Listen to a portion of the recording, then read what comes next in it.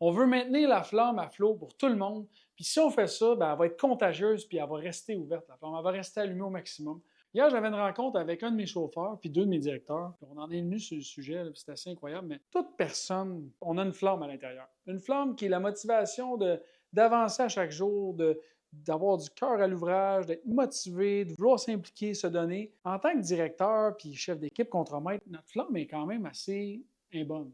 Mes directeurs travaillent avec moi tous les jours, qu'on se côtoie chaque jour, la flamme est bonne. Pourquoi? Parce qu'on communique, on sait où ce qu'on s'en va, on est content, on aime ce qu'on fait, puis on en mange. Puis après ça, tu as mon contremaître, que lui est chauffeur, communique beaucoup moins avec nous. On se voit moins, on se parle moins. La flamme est là. Mais avec le temps, on fait de l'acquisition, on a des nouvelles personnes qui rentrent dans l'entreprise, fait qu'on met beaucoup d'emphase d'énergie sur des nouveaux à droite, puis on oublie ceux qui sont là depuis le début. On ne l'oublie pas, en fait. Eux ressentent qu'on les oublie. Puis ça fait que cette flamme-là, avec un certain temps, elle est réduite. Puis si elle vient qu'à s'éteindre ou presque, imaginez-vous qu'est-ce que ça fait avec vos chauffeurs puis vos gens qu'on voit encore moins. On a décidé de mettre de l'accent là-dedans.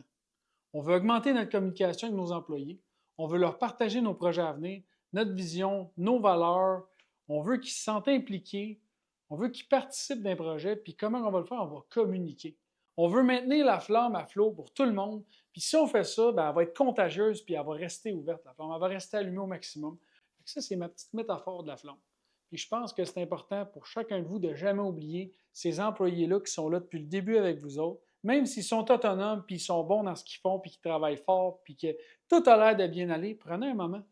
Prenez un moment pour vous asseoir avec eux one-on-one, puis leur demander comment ça se passe, comment ça va. Sont-ils en confiance? Sont-ils au courant des nouvelles personnes en place? Qu'est-ce qu'ils font? Puis comment ils le font?